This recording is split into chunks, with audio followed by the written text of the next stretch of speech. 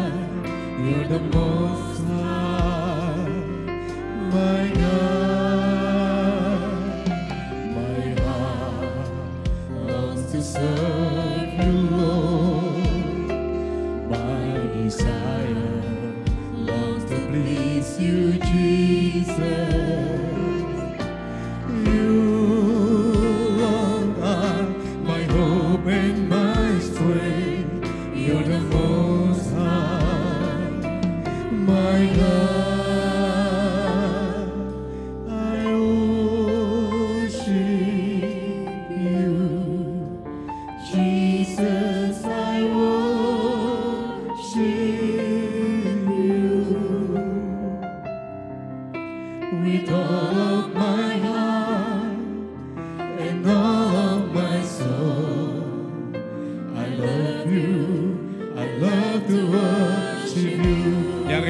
menyembah Tuhan, berikan tepuk tangan yang terbaik.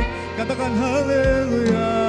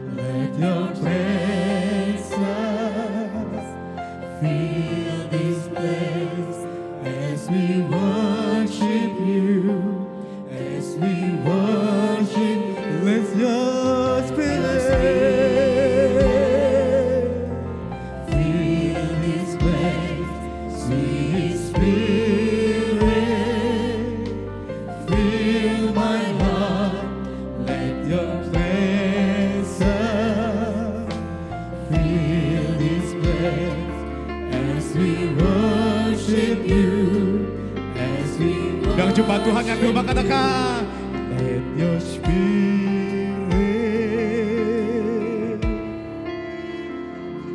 sweet spirit, let your presence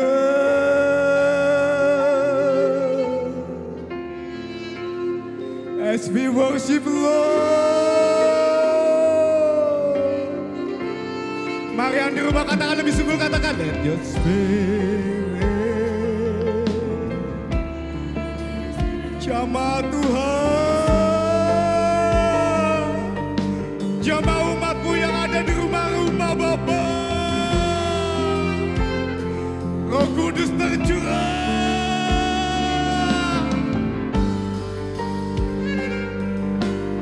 bersama-sama kan let your spirit.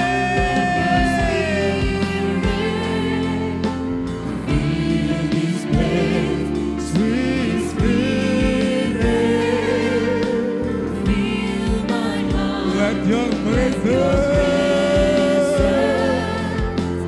feel this place as we worship you, as we worship you.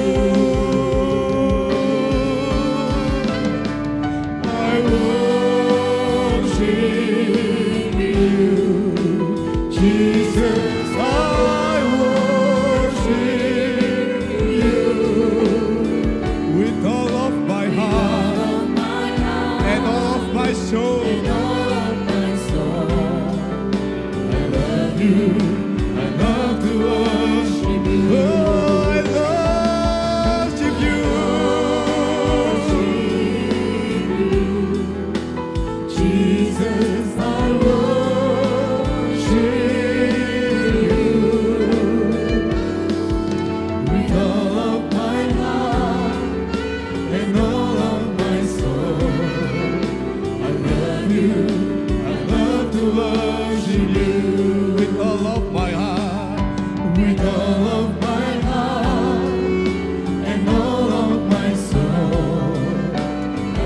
you.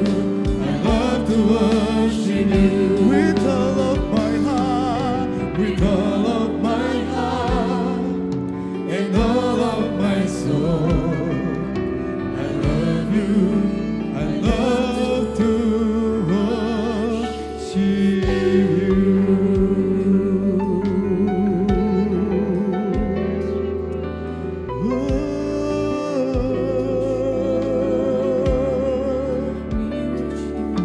I worship you. Kami sembah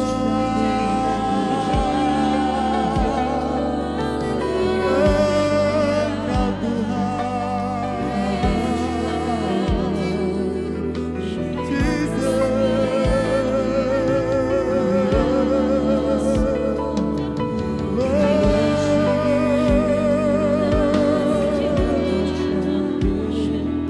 Mari Engkau yang ada di dalam rumah-rumah, angkat puja penyembahanmu yang terbaik.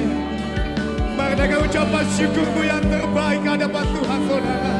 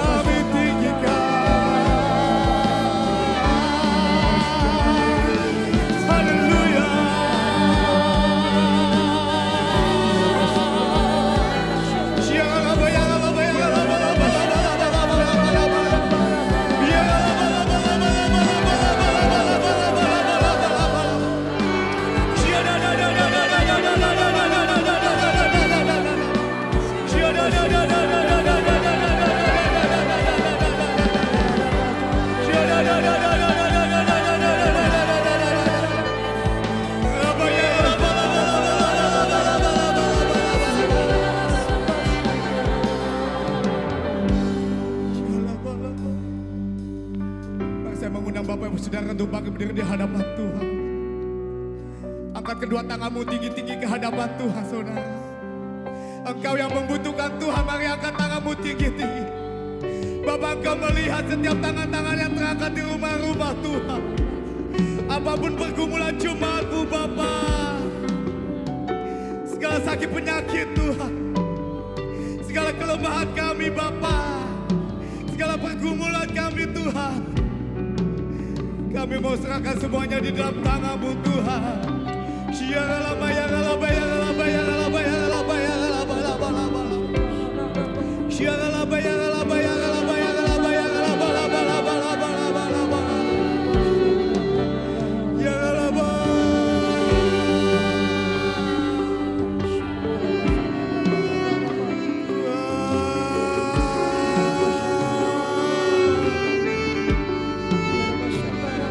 Kami sujud di bawah kaki-Mu, Bapa.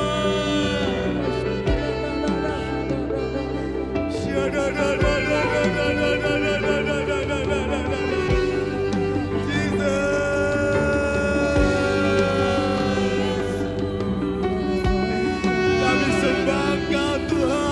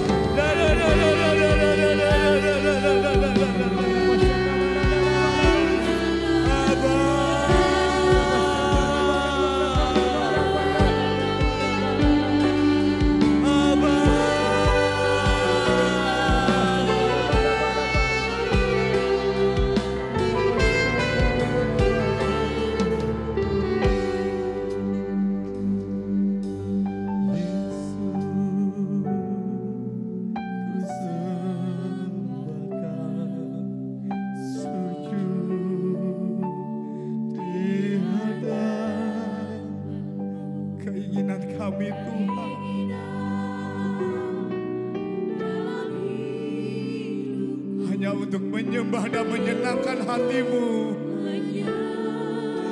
Panggil namanya Yesus, saudara, katakan Yes Lord.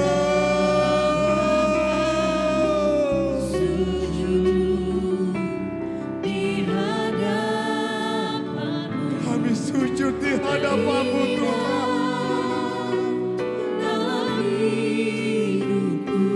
Yes Lord. Katakan Yesus.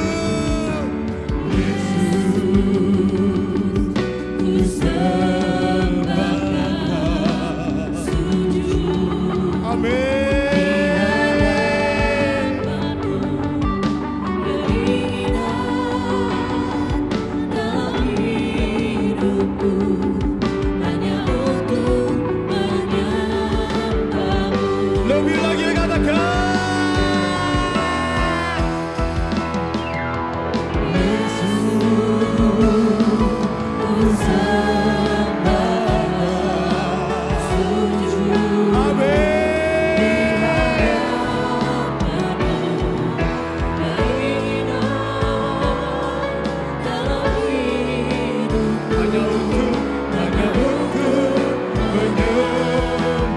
keinginan kami Tuhan, keinginan dalam hidupku hanya untuk menyembah-Mu. Keinginan kami Tuhan,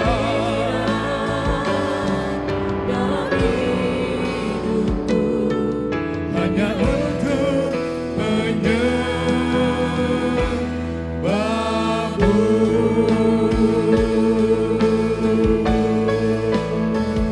Sorakan haleluya. Sorakan haleluya. Jesus. Haleluya, haleluya. Mari saudara kita bersama-sama mendeklarasikan Pentakosta ketiga.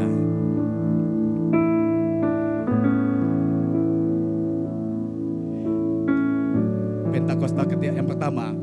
Pentakosta ketiga adalah pencurahan Roh Kudus yang dahsyat di zaman now, melebihi yang terjadi di Azusa Street. Yang kedua, Pentakosta ketiga akan mengakibatkan penuaian jiwa yang terbesar. Dan yang terakhir, sebelum Tuhan Yesus datang kembali. Ketiga, Pentakosta ketiga akan membangkitkan generasi Yeremia, yaitu anak-anak muda yang dipenuhi Roh Kudus, cinta mati-matian kepada Tuhan Yesus, tidak kompromi terhadap dosa, dan akan bergerak untuk memenangkan jiwa. Keempat, Pentakosta ketiga lahir di Indonesia dan bergerak ke bangsa-bangsa. Gerakan ini dari timur ke barat dan akan kembali ke Yerusalem. Kelima, Pentakosta ketiga akan memberikan kuasa untuk menyelesaikan amanat agung. Dan setelah itu, Tuhan Yesus datang kembali. Soalkan haleluya. Saudara yang siap untuk melompat buat Tuhan, boleh katakan amin. Berikan tepuk tangan luar biasa buat Tuhan Yesus.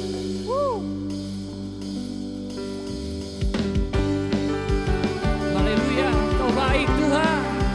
Saudara, kita percaya firman Tuhan adalah berita bagi hidup kita. Amin.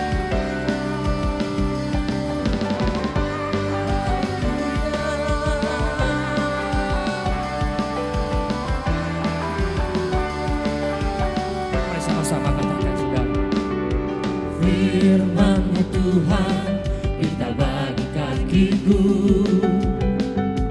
Janji-Mu, terang bagi jalan-jalan-Mu. Kebenaran-Mu menuntun setiap hari. Ku menantikan-Mu, beri kekuatan baru. Angkat tangan saudara. Bukan terbang tinggi di awan, bersama-Mu dalam kemuliaan. Sebab firman-Mu teguh menopang, ku kan aman di dalam-Mu Tuhan. Yang percaya aman dalam kasih Tuhan, katakan haleluya.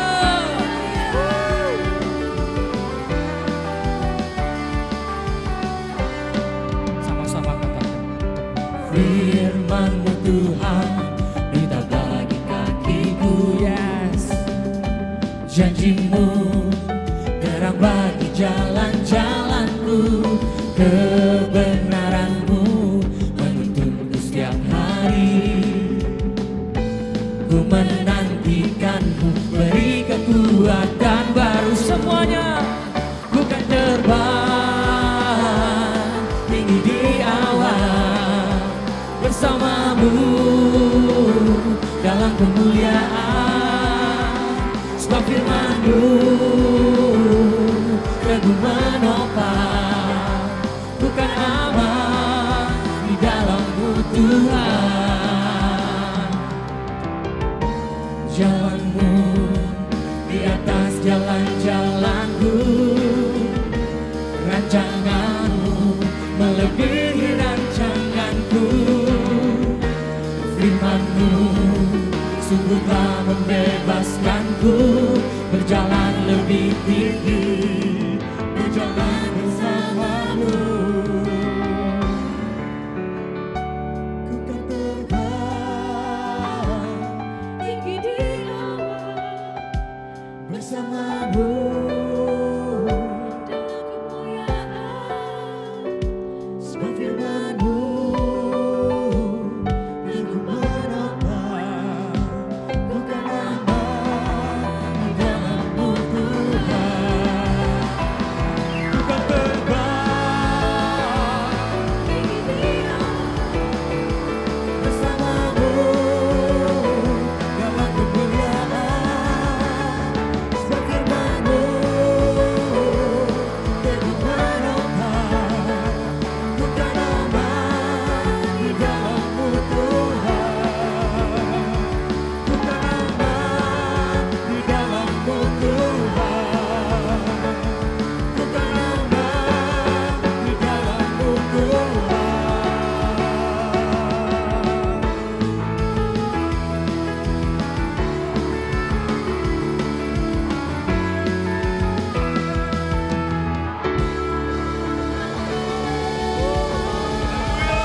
Sorakan haleluya.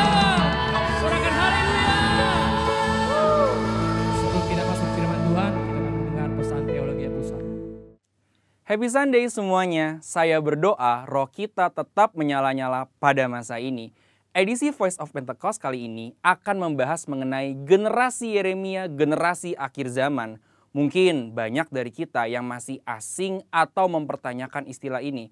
Apa sih generasi Yeremia? Sesuai dengan pesan Tuhan mengenai Pentakosta ketiga yang akan membangkitkan generasi Yeremia, yaitu anak-anak muda yang dipenuhi Roh Kudus, cinta mati-matian kepada Tuhan Yesus, tidak kompromi terhadap dosa, dan akan bergerak untuk memenangkan jiwa. Maka dari itu, hari ini mari kita lihat apa yang Alkitab katakan tentang generasi Yeremia, generasi akhir zaman.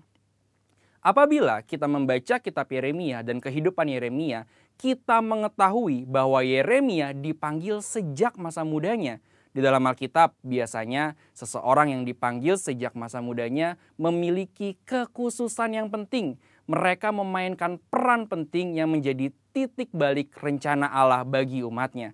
Kita juga dapat menemukan bahwa kehidupan dan pelayanan Yeremia memiliki korelasi dengan anak-anak muda yang sedang melayani Tuhan pada masa ini.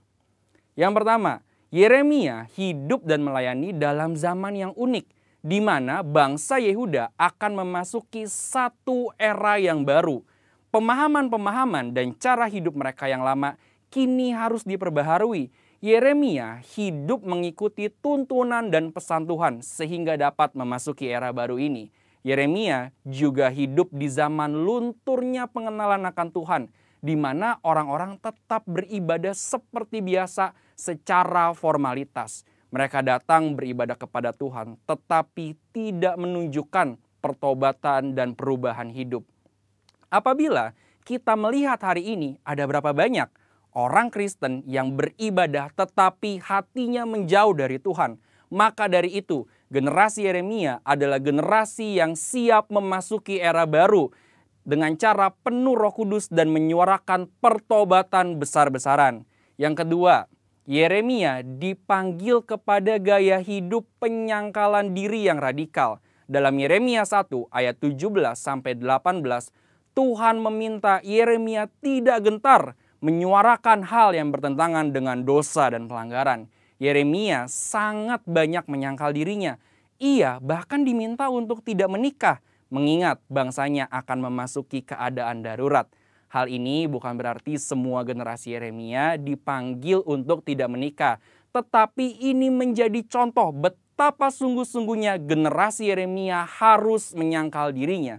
Hari-hari ini kita juga sedang memasuki keadaan darurat akibat dari merebaknya COVID-19 dan krisis ekonomi yang mempengaruhi seluruh dunia. Mungkin keadaan darurat hari ini menjadi tanda bangkitnya generasi Yeremia. Maka generasi Yeremia adalah generasi yang siap menyangkal dirinya bagi rencana Tuhan dalam banyak hal. Generasi yang cinta mati-matian kepada Tuhan Yesus dan akan melayani Indonesia seperti yang belum pernah terjadi sebelumnya. Yang ketiga, Yeremia mendapatkan pesan mengenai fase selanjutnya dari rencana Tuhan. Yeremia 31 ayat 33-34 mengatakan, "Tetapi beginilah perjanjian yang kuadakan dengan kaum Israel sesudah waktu itu. Demikianlah firman Tuhan. Aku akan menaruh Tauratku dalam batin mereka dan menuliskannya dalam hati mereka. Maka aku akan menjadi Allah mereka dan mereka akan menjadi umatku. Dan tidak usah lagi orang mengajar sesamanya atau mengajar saudaranya dengan mengatakan, 'Kenallah Tuhan,' sebab mereka semua besar kecil akan mengenal aku, demikianlah firman Tuhan. Sebab aku akan mengampuni kesalahan mereka dan tidak lagi mengingat dosa mereka." Dari ayat ini kita mengetahui bahwa Yeremia adalah pembawa pesan mengenai suatu perjanjian yang baru, di mana keadaan Israel akan dipulihkan karena tugas mereka belum selesai, yaitu datangnya Mesias Tuhan Yesus Kristus. Maka dari itu, generasi Yeremia adalah generasi yang membawa pesan Tuhan tentang kedatangan Tuhan Yesus Kristus yang didahului oleh penggenapan amanat agung. Hari ini, mari saudara sekalian, kita meresponi panggilan Yeremia dengan cara hidup penuh Roh Kudus, cinta mati-matian kepada Tuhan Yesus, tidak kompromi terhadap dosa, dan bergerak memenangkan jiwa. Tuhan Yesus memberkati.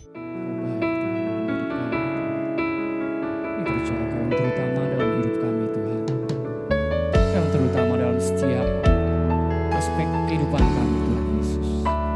Ini nyanyian kami Tuhan. Yang terutama di dalam hidup ini meninggikan nama Yesus. Yang terutama di dalam hidup ini memuliakan namanya.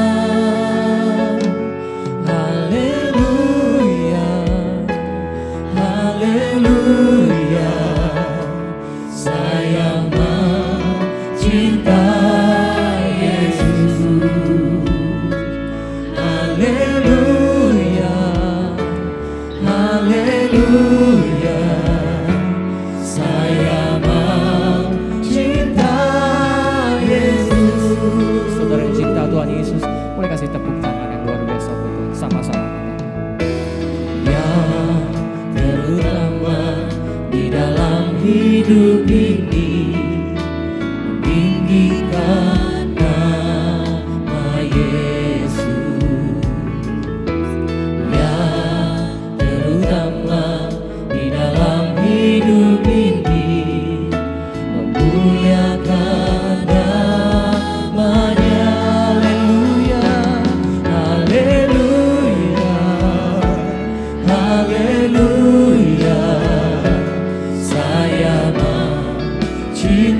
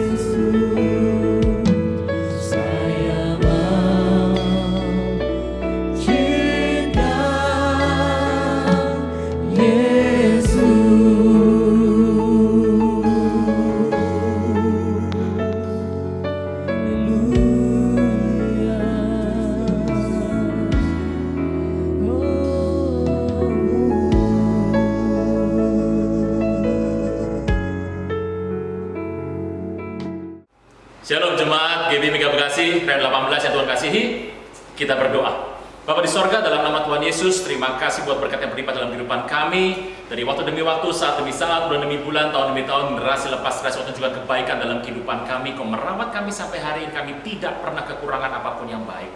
Kasih-Mu lebih dari hidup, kuasa-Mu nyata dalam kehidupan kami. Roh Kudus, cengkram kami dengan kuat supaya tidak menyimpang kanan, tidak menyimpang kiri, tapi terus berpegang kepada panggilan yang ilahi. Pujian, hormat, kuasa, kemuliaan bagi nama Tuhan Yesus. Kau perisai hidup kami, Kau pagar tembok sekeliling kami, tidak pernah ada yang jahat bisa menyentuh hidup kami. Engkau Tuhan, upah kami yang sangat amat besar. Di dalam nama Tuhan Yesus, yang percaya boleh berkata, amin. Shalom, jemaat sekalian, senang boleh berjumpa kembali, sudah lama nggak bertemu, kita ketemu lagi dengan ibadah online. Apa mau dikata, saya nggak tahu ini sudah minggu yang ke-32, 33, sejak kita online pertama kali, atau mungkin bagi Anda ini sudah ibadah online yang kesekian sejak pernah waktu itu offline. Saudara Tuhan, menarik sekali hari-hari ini. Ada beda loh antara ibadah sama nonton ibadah.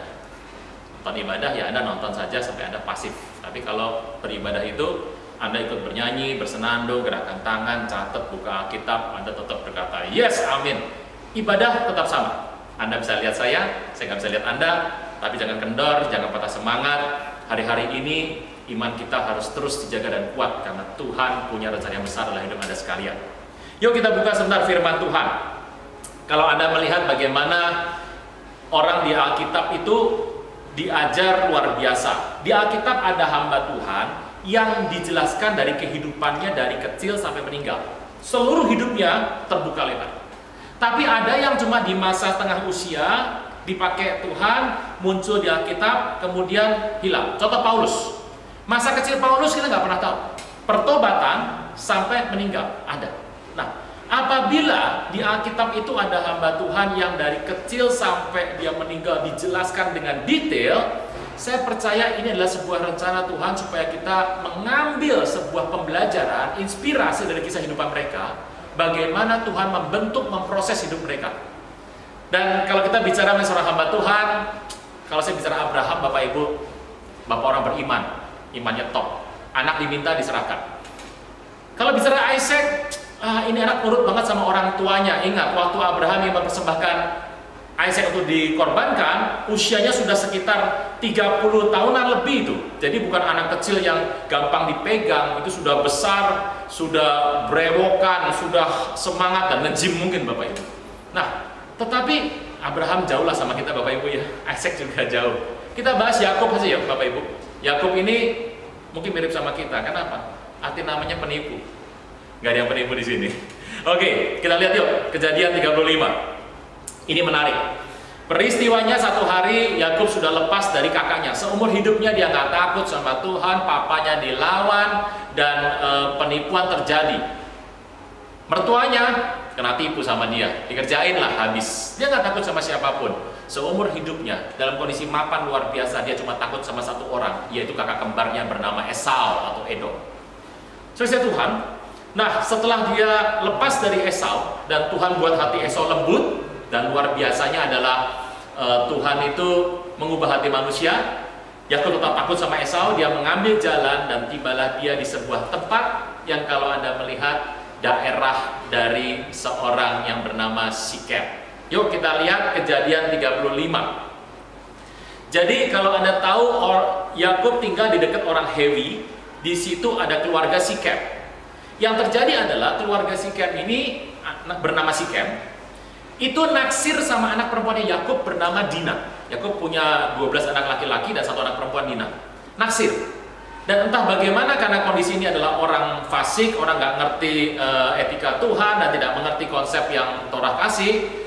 Karena naksir sama Dina, Sikem ini memperkosa Dina.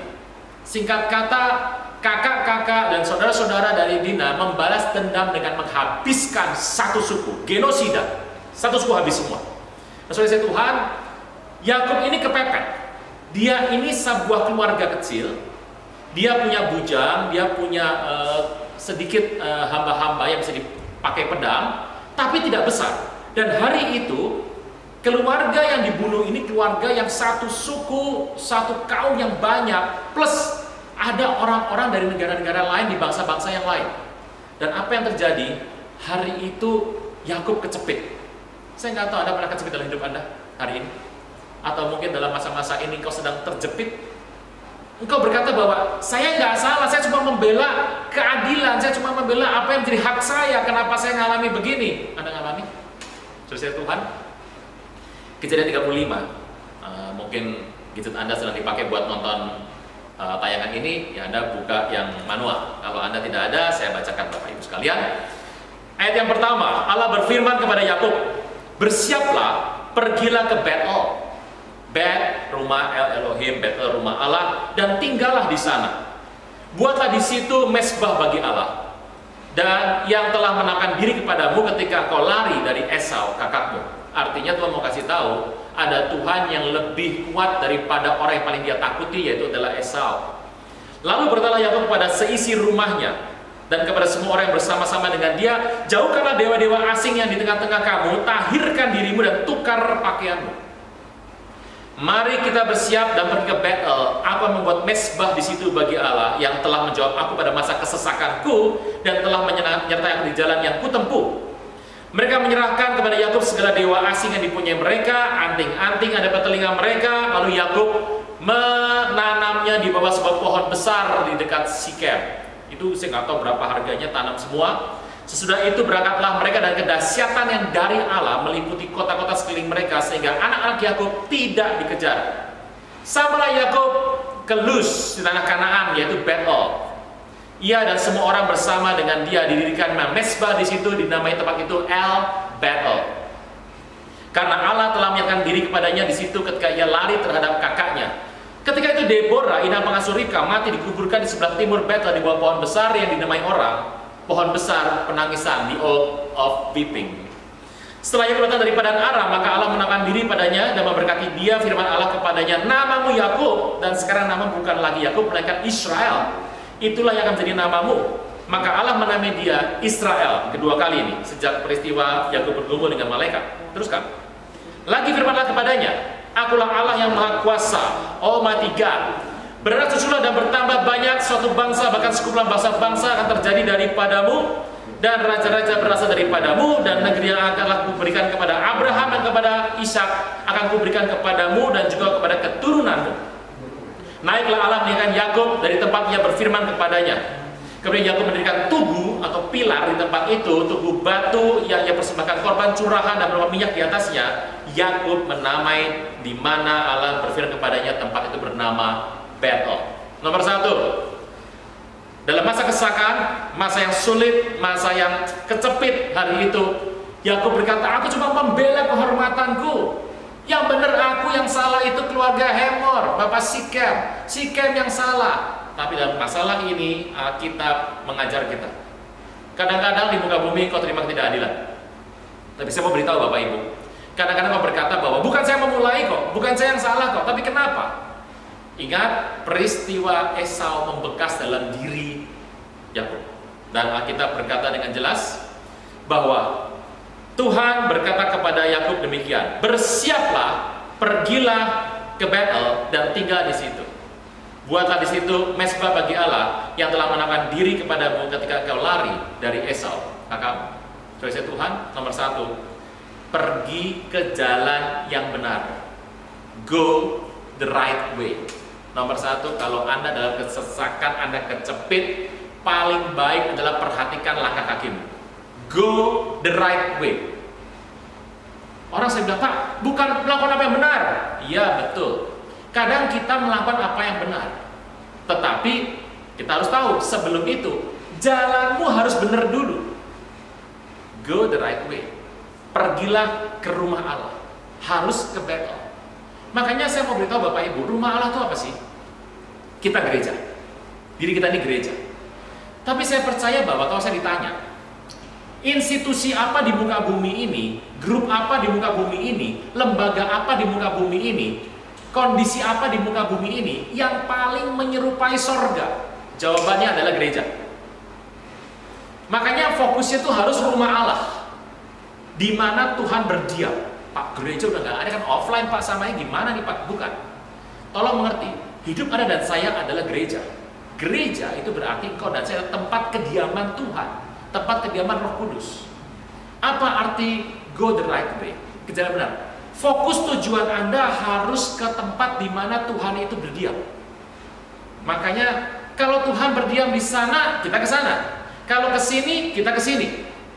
Sorry Tuhan, ada yang bilang, tapi Tuhan di mana-mana. Iya, ini bicara mengenai bagaimana keluar dari sebuah masalah, dari sebuah problem dalam kehidupan. Go the right way. Langkahmu harus benar. Tuhan berkata, pergi ke Betel dan tinggal di sana.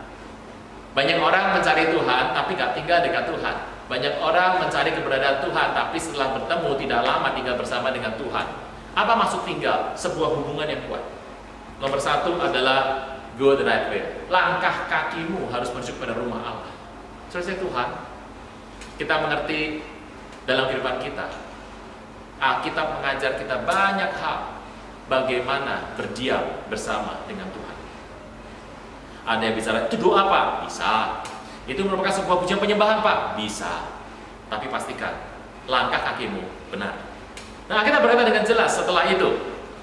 Lalu ayat kedua, berkata Yakub kepada seisi rumahnya, jauhkan dewa-dewa asing di tengah-tengah kamu, tahir dirimu dan tukar pakaian. Do the right action. Nomor satu, go the right way. Jalan harus benar. Kalau jalan tadi salah, kembali ke tempat yang benar, ke jalan yang benar. Yang kedua, lakukan hal yang benar. Do the right action. Apa artinya? Dia berkata pada seisi rumahnya. Ingat, yang bersama dengan Yakub hari itu bukan cuma anaknya, bukan cuma keempat istrinya, yang notabene adalah orang-orang Ibrani, tetapi juga adalah orang-orang dari suku yang berbeda. Ingat, dua dari istri Yakub itu adalah bedinde dari pembantu dari Rahel dan Leah. Belum tentu dia adalah orang percaya. Kita tahu bahwa anak-anak mereka dibesarkan dengan pola yang berbeda mungkin. Ingat, bujang-bujangnya, pasukannya atau hamba-hambanya bukan orang percaya. Jadi seisi rumah Yakub itu campur antara orang yang berpola pikir dengan pola pikir Abraham, Ishak, Yakub. Ada juga berpikir dari bangsa-bangsa dikalahkan yang bergabung. Selesai Tuhan, dia berkata pada seisi rumahnya, jauhkan dewa asing dari rumahmu yang ada di tengah-tengah kamu. Pertanyaannya hari ini, kenapa seringkali semuanya terhambat? Karena ada dewa asing. Dewa asing adalah sesuatu yang melampaui Tuhan. Kita berkata, apa yang terjadi? Tahirkan dirimu, tukar pakaian.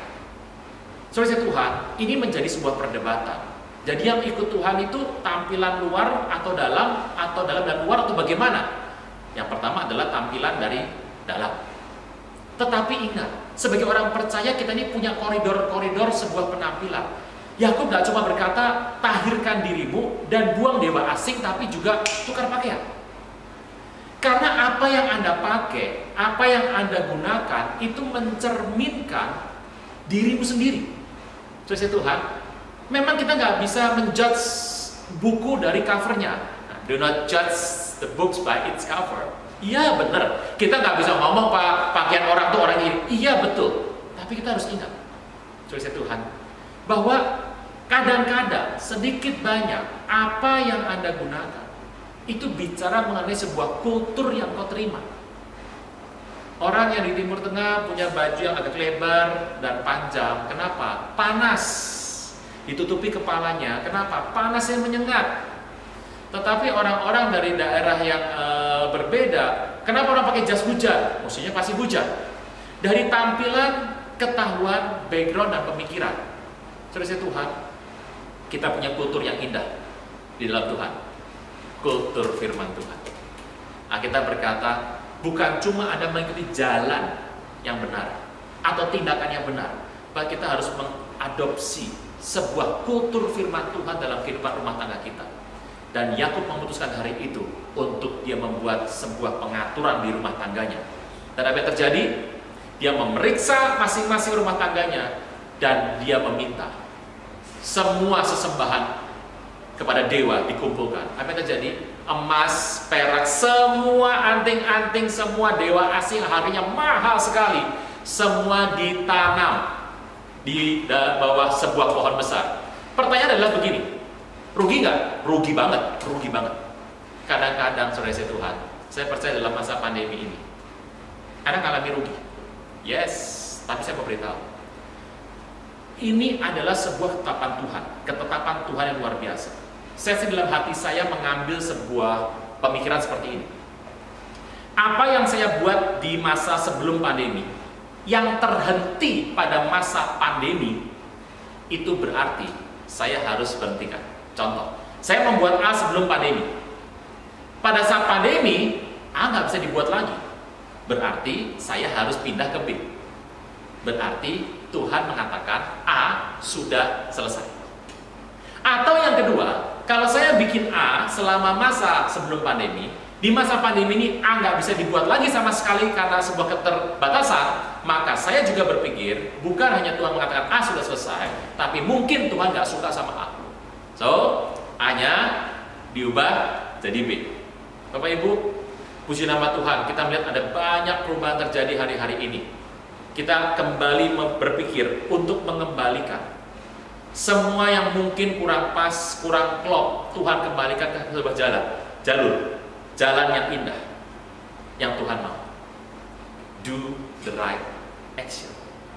Sesuai Tuhan, bereskan, periksa dari hidup kita di masa yang lampau, mana yang saya harus modifikasi, mana yang saya harus riset, mana yang saya harus ubah kembali, mana yang saya harus ganti kembali. Mungkin kita nggak sadar di masa lalu kita terlena. Sesuai Tuhan, hari-hari ini saya mau katakan bahwa selalu ada berkat positif di tengah pandemi. Kita diingatkan dengan kondisi pandemi ini supaya kembali berjaga-jaga. Tadinya sudah enak ya, sudah mapan, semuanya sudah enak, seakan-akan kita melakukan apa yang Tuhan mau. Tapi hari ini kita kembali kepada sebuah panggilan kultur firman Tuhan. Di abad pertama, para rasul itu Tuhan berkata kepada mereka, aku pulang ke rumah Bapa, siapkan tempat bagimu. Nanti kalau selesai, aku jemput kamu supaya di mana aku berada, kau berada. Rasul-rasul pada abad pertama, termasuk pada generasi kedua pada hari itu, tidak pernah di kepalanya punya pikiran bahwa Tuannya ini akan datang 1000 tahun lagi. Tidak. Mereka berpikir Tuhan Yesus akan datang itu mungkin 3 bulan lagi, 6 bulan lagi, paling lama 2 tahun. Tidak pernah dari mereka berpikir bahwa Tuhan akan datang agak lama, bahkan sampai sekarang belum datang. Intinya satu, mereka mempersenjatai kepalanya, membekali pemikirannya bahwa Tuhan akan datang pada zaman aku hidup. Jadi selama aku masih hidup, aku harus habis-habisan karena aku adalah orang yang paling mungkin menyaksikan Tuhan datang. Bukan cucuku, bukan buyutku, bukan cicitku. Dengan pemikiran itu membuat mereka betul-betul habis-habisan untuk amanat agung. Mungkin di masa yang lalu sempat terlena, di masa yang lalu sempat goyang, sempat mapan. Karena apa? Semuanya sudah begitu halus, smooth, dan oke. Tapi Tuhan hari ini izinkan kita melihat, kita harus mempersenjatai pikiran kita bahwa Tuhan mungkin akan datang di zaman kau hidup, bukan zaman cucumu, bukan zaman anakmu nanti, zamanmu sendiri. Kalau ini kita terima dalam hati, action yang Anda buat itu benar. Do the right action. Kasih Tuhan, yang pertama adalah pergi jalan yang benar. Arahnya rumah Tuhan. Lah Pak, kerja Pak? Kerja. Anda harus kerja. Kita akan bahas ini kapan-kapan nanti kalau ketemu lagi ya, soal kerja yang begini. Yang kedua adalah Anda mengerti sebuah langkah, lakukan yang benar. Rugi Pak, ditanam di sebuah pohon ditinggal.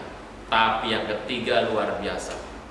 Tuhan berkata ayat yang pertama, buatlah mezbah bagi Allah. Build the right thing. Bangun sesuatu yang benar. Apa itu? Mezbah. Orang Yahudi, Bapak Ibu, mezbah itu meja. Tidak membedakan antara mezbah dengan meja makan. Semuanya mezbah. Makanya yang namanya babi nggak ada di mezbah, babi pun nggak ada di meja makan. Kenapa? Sama-sama katanya haram, kayak gitu. Nah, mereka tidak membedakan antara yang namanya meja makan dengan mezbah. Bapak Ibu, kekristenan tidak membedakan antara yang namanya satu, meja kantor sama mezbah. Banyak orang punya double standard soal hal ini. Tapi saya percaya kita punya hal yang berbeda. Mezbah dengan meja kantor kita sama-sama kudus. Nah, Tuhan mau kita membangun yang namanya adalah mezbah. Orang Yahudi belajar bahwa apa yang ada di mezbah akan ada di meja makan. Apa yang tidak boleh di mezbah, nggak boleh di meja makan. Sebab meja mereka semuanya mezbah. Saya berdoa, meja kerja Anda juga mezbah Anda. Orang bilang, wah saya akan pergi Pak ke sebuah tempat untuk bikin mezbah seperti Yakub. Apa yang ada di PL adalah gambaran yang akan ada di PB. Mezbah kita, dimanapun mezbah, ada mezbah semuanya.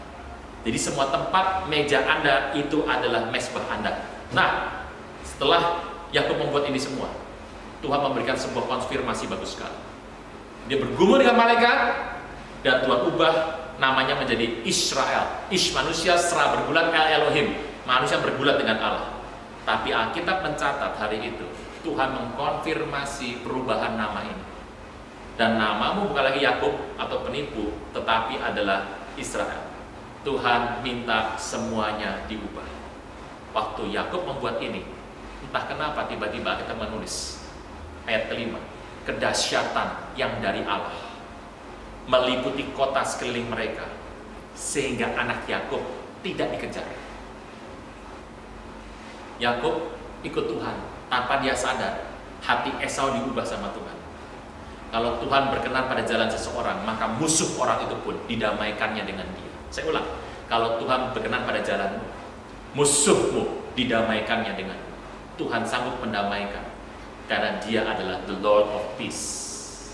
Nomor satu, jalanmu harus benar. Yang kedua, lakukan yang benar.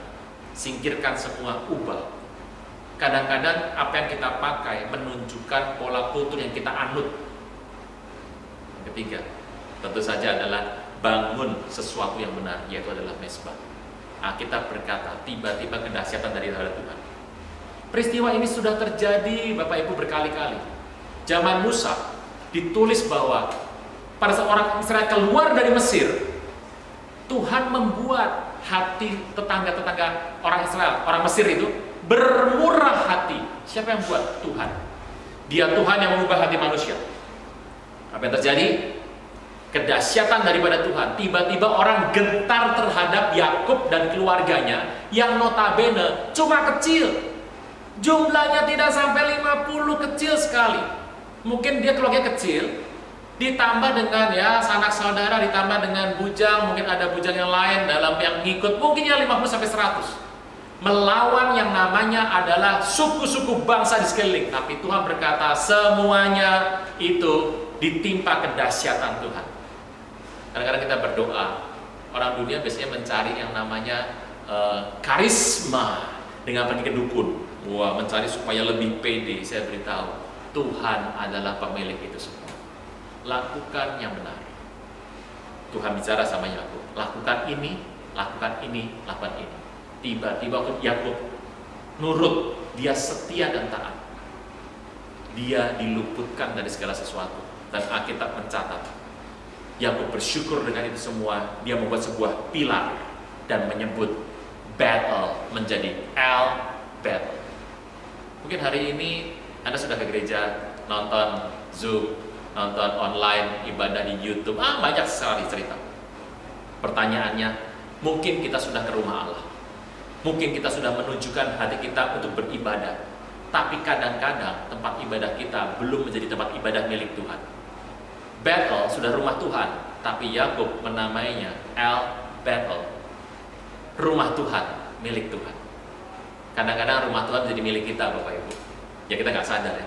Tapi hari ini orang bilang, Pak, kalau nggak ada gereja gimana? Nanti gereja tutup, Pak, segala macam. Terjadi hari ini. Bisa jalan? Masih bisa. Karena Tuhan ingin mengembalikan kita pada sebuah porsi. Kitalah jemaat Tuhan. Kitalah gereja itu. Kalau bisa kembali offline, kita bisa ketemu, salaman lagi, berpelukan lagi, puji nama Tuhan. Jika tidak, bagaimana Pak? Tetap Tuhan berkuasa, dan kedahsyatan daripada Tuhan melingkupi kita semua. Nah, terusnya Tuhan kembali kepada sebuah panggilan yang awal. Makanya kalau saya ditanya soal bisnis, soal pekerjaan, Pak, kenapa sih Tuhan jahat, Pak? Orang Amalek Tuhan minta bunuh semuanya, kan itu genosida, Pak. Kadang-kadang Tuhan jahat banget. Begini Bapak Ibu, orang itu ketahuan sebetulnya imannya, ibadahnya dari pekerjaan juga. Makanya kenapa sih bangun mesbah? Itu saya tadi katakan bahwa kita nggak boleh punya dua standar. Mesbah kita menyembah Tuhan dengan mesbah meja makan kita, dengan mesbah meja kantor kita, mesbah yang sama. Kita nggak boleh punya dua standar, Bapak Ibu. Nah, apa yang terjadi? Kenapa Tuhan meminta Amalek dibabat habis, dibunuh? Kenapa? Karena orang Amalek itu, kalau dia menghancurkan Israel, ini bangsa yang paling dibenci sama Israel. Kenapa? Kalau dia masuk, dia membunuh para pria, mencincang hidup-hidup laki dan perempuan. Perempuan hamil dibelah, diambil bayinya, dibecek habis. Mengerikan sekali. Anak kecil dihancurkan pada tembok. Dan semuanya dibakar, dihancurkan. Anda bisa bayangkan. Semua pembunuhan itu dibuat di kuil dewa mereka. Jadi mereka percaya kalau mereka mempersembahkan korban dan menyakitinya makin sadis, dewanya makin senang. Saya mau tanya, kalau di tengah ibadah yang suci depan dewa saja kelakuan seperti itu, kira-kira kalau dia menjarah sebuah kota atau suku atau kaum, bagaimana Bapak Ibu? Di tempat yang suci saja kelakuannya seperti itu. Bagaimana kalau dia dalam peperangan? Bisa nangkap Bapak Ibu ya? Makanya kalau kita melihat dalam kehidupan ini, Tuhan berkata kepada Yakub, engkau harus ambil jalan yang benar. Engkau harus lakukan yang benar. Engkau harus membangun yang benar. Karena apa yang engkau buat di pekerjaan, itu biasanya akan terrelasi dengan apa yang kau buat di rumah Tuhan. Kalau di rumah Tuhan saja, orang berani ngambil uang Tuhan. Saya beritahu dalam bisnis, kalau Anda partner sama orang seperti ini, uangmu halal habis semua. Karena orang nggak pernah bisa buat kejahatan. Kejahatan biasanya kalau dibuat, itu akan terjadi. Kejahatan paling paripurna itu kalau dibuat di depan rumah Tuhan. Apa sih artinya gini? Kalau di depan Tuhan saja yang katanya kudus, yang suci, dia berani buat kejahatan 8. Apalagi di pekerjaan sekuler. Di tempat yang Tuhan hadir melihat saja, dia membuat kejahatan level 8. Saya beritahu, berarti dalam pekerjaan sekuler yang notabene katanya itu ada di level bawah sedikit dari rumah Tuhan, dia akan berbuat kejahatan yang lebih daripada itu. Mengerikan ya Bapak Ibu. Makanya kenapa sih Amalek dibabat habis? Hari ini, kalau Anda suka dengan sebuah cerita ini, apa sih artinya? Rangkuman apa yang saya bisa bawa pulang? Allah memperhatikan umatnya. Pergi jalan yang benar hari ini. Kalau kau tahu salah jalan, kembali jalan benar. Kalau kau tahu bahwa apa yang kau buat nggak sesuai, lakukan yang benar. Yang ketiga, bangun mesbah. Dan saya tahu berkat yang sama terjadi. Karena Alkitab tidak pernah berubah, firman Tuhan tidak pernah berubah, dulu, sekarang, sampai selamanya. Kegentaran yang daripada Allah meliputi kota-kota sekeliling. Ada perlindungan Tuhan atas hidup. Dan saya berdoa berkat Tuhan boleh berlimpah dalam kehidupan Anda dan saya. Di tengah masa-masa ini jangan undur, jangan takut, tetap percaya, perkatakan firman Tuhan. Kita masuk di sebuah masa, ada sebuah dimensi shifting yang baru. Apa yang kita nggak pernah lalui sebelumnya, dilalui hari-hari ini. Saya berdoa ini sudah memasuki tribulan yang terakhir dari tahun ini. Kita banyak mendekat sama Tuhan, karena kita juga harus terus berlatih memasuki tahun ke depan. Apa yang terjadi kita nggak pernah tahu. Tapi saya berdoa, sejahtera Tuhan bersama dengan engkau senantiasa. Kita berdoa. Bapa di sorga, dalam nama Tuhan Yesus, berkati berlimpah umat-Mu. Bahwa kami semua untuk mengerti kehendak Tuhan, melangkah waktu demi waktu. Karena Tuhan mengkonfirmasi sebuah kekuatan, kami sudah berganti pakaian, kami berganti nama. Dari orang-orang yang terbuang menjadi anak-anak ilahi, dari orang-orang kegelapan menjadi anak-anak kerajaan yang terang. Kami sudah berganti ini semua. Hari ini kami mengambil sebuah jalan yang benar sesuai dengan firman Tuhan. Kami membuat tindakan yang benar hari ini. Kami menjauhkan semua dewa-dewa asing, sesuatu yang bukan berasal dari Tuhan, sesuatu yang melebihi Tuhan. Kami melepaskan yang namanya adalah segala pakaian yang lama, dengan jubah yang baru kami menggunakan, pola pikir yang baru, mentahirkan diri kami Karena selama ini kami sudah terlalu mapan dengan kehidupan yang lama. Tapi hari ini kami mengerti dari pola pikir yang lama dan menahirkan diri kami dan menukar pakaian kehidupan kami. Terima kasih Tuhan Yesus karena kami sekarang berjalan memasuki dalam kehidupan dimensi shifting yang baru, dan kami tahu kegentaran daripada Tuhan akan terus menjaga kehidupan kami. Untuk kami masuk saat ini, kami beribadah, membangun mesbah yang benar.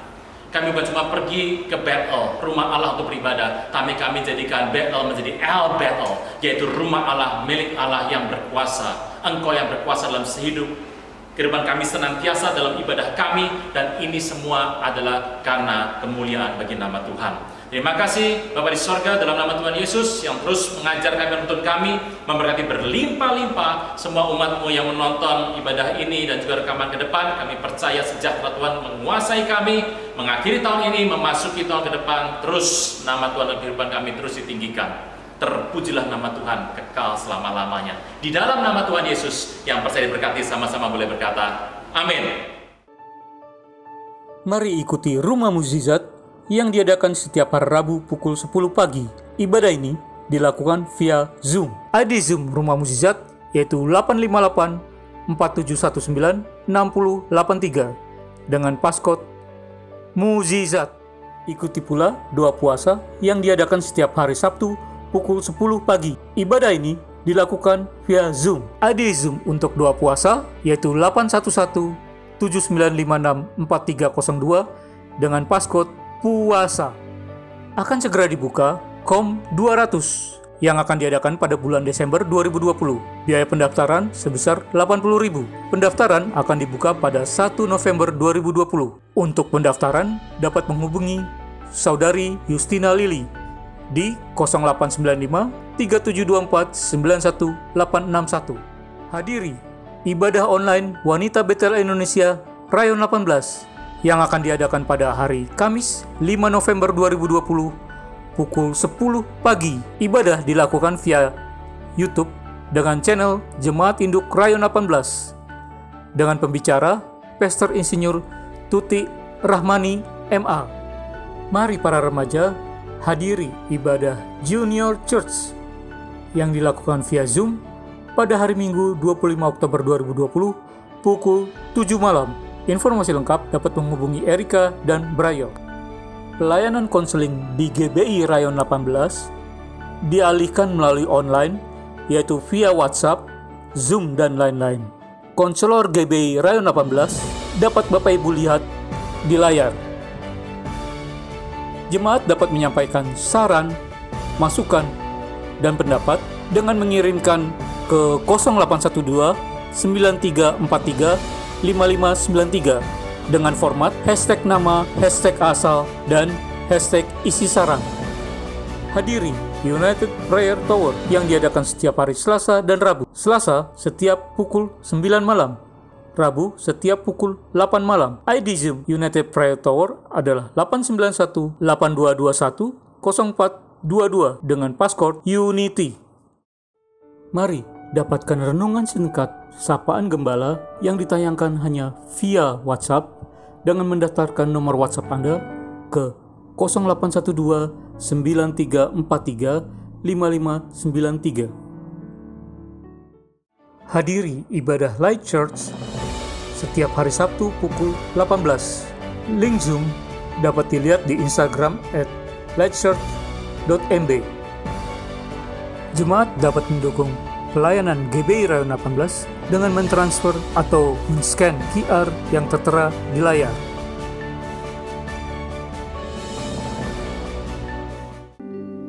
Ya, saya percaya setiap kita diberkati oleh kebenaran firman Tuhan. Yang percaya katakan amin.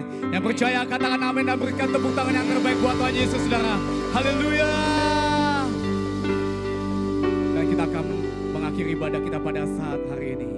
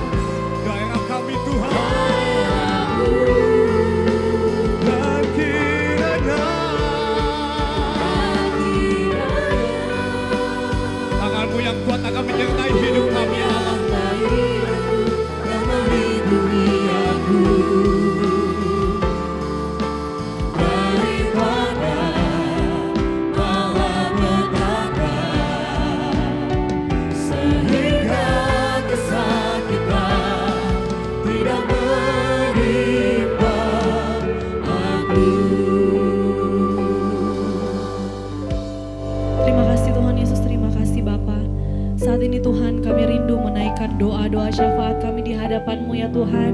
Saat ini Tuhan kami berdoa buat para pemimpin-pemimpin rohani kami Tuhan. Buat Bapak Gembala Pembina kami, Pak Niko dan keempat wakilnya, Bapak Gembala Karayon kami, Pak Andi dan keempat wakilnya Tuhan. Seluruh gembala-gembala cabang, gembala ranting, gembala kul, seluruh staf gembala Tuhan, seluruh pengerjamu yang ada di Rayon 18, semuanya kami serahkan ke dalam tangan-Mu ya Tuhan. Biarlah hari-hari ini Tuhan tambahkan hikmat marifat-Mu ya Tuhan yang daripada-Mu Tuhan. Biarlah hari-hari ini kami boleh semakin mengejar perkenanan-Mu Tuhan dalam hidup kami Tuhan. Dan biarlah Tuhan Kau taruhkan visi-Mu Tuhan, misi-Mu di dalam hidup hamba-hamba-Mu Tuhan. Biarlah Tuhan hari-hari ini Kau pakai mereka lebih dahsyat lagi Tuhan. Dalam pelayanan mereka Tuhan Kau nyatakan kemuliaan-Mu Tuhan. Kau pakai lebih luar biasa lagi Tuhan. Kami serahkan keluarga hamba-hamba-Mu ke dalam tangan-Mu ya Tuhan. Biarlah kami percaya Mazmur 91 menaungi setiap hamba-hamba-Mu ya Bapa. Kami percaya setiap hamba-hamba-Mu ada dalam lindungan-Mu ya Tuhan. Mereka sehat, mereka kuat ya Tuhan untuk melayani Tuhan. Terima kasih Bapa, terima kasih Tuhan Yesus.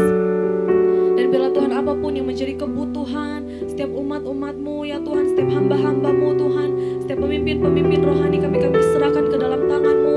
Dan kami percaya Tuhan Yesus yang mencukupkan segala sesuatu ya Bapa. Terima kasih Tuhan, terima kasih Bapa. Saat ini Tuhan kami rindu berdoa buat bangsa kami ya Tuhan. Kami bawa bangsa kami ke dalam tangan-Mu ya Bapa. Kami percaya Tuhan hati-Mu ada atas bangsa kami ya Tuhan. Kami percaya Tuhan Engkau pulihkan bangsa kami. Kau nyatakan kuasa-Mu atas bangsa kami ya Tuhan. Buat pemimpin-pemimpin bangsa kami Tuhan, dari yang tertinggi sampai yang terendah Tuhan.